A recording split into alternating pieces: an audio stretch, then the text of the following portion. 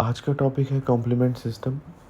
Basically ये inactive proteins होती हैं जो कि हमारा लीवर प्रोड्यूस करता है, और ये ह्यूमरल पार्ट है हमारी इनेट इम्यूनिटी का।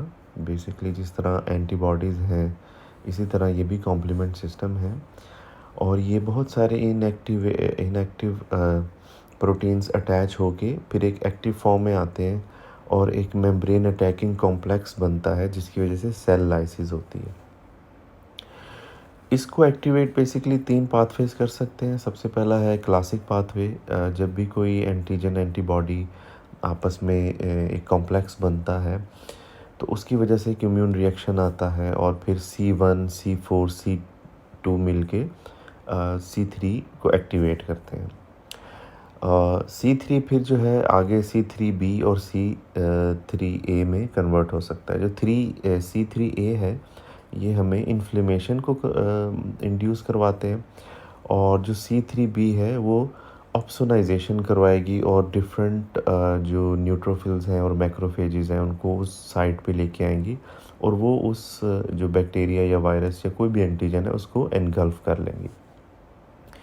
देन C3 कन्वर्टेज मिल के फिर C5 कन्वर्टेज को एक्टिवेट करेगा, और सिमिलरली C5A भी इन्फ्लेमेशन करेगा, और C5B और फिर C6 7 8 to 9 ये आगे फिर एक मेम्ब्रेन अटैकिंग कॉम्प्लेक्स बनाएंगे, जो कि एक ड्रिल की तरह किसी भी पैथोजन को ड्रिल करेंगे, और उस पैथोजन की या उस एंटीजन की सेल लाइसिस हो जाएगी।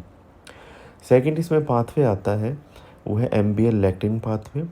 बेसिकली कुछ बैक्टीरिया ऐसे होते हैं जिनकी सेल वॉल के अंदर जो है हमें मनूज़ एक प्रोटीन है वो मिलती है, तो उसकी वजह से भी ये इम्यून रिएक्शन आ सकता है।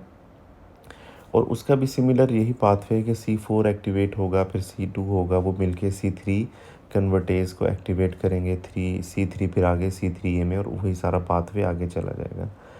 और थर्ड पाथवे जो है वो अल्टरनेट पाथवे है, जैसे बैक्टीरियल एंडोटॉक्सिन्स हैं उनकी वजह से भी कोई इम्यून रिएक्शन आ सकता है, और सिमिलरली इसी तरह C3 से C5 और फिर आगे MAC बनेगा, और वो फिर किसी भी सेल की लाइसिस कर देगी। और इसके अलावा जो छोटे मोटे जैसे C5A है या C3A है, ये मिलके और सेल्स को कीमोटैक्सिस करवाएंगे उस सर्टेन प्लेस के ऊपर, और कुछ जो हैं वो और मैक्रोफेजेस को बुला के ऑप्सोनाइजेशन करेंगे, और वो मैक्रोफेजेस उसको इनगल्फ कर लेंगे उस बैक्टीरिया को या उस पैथोजन को। Thank you.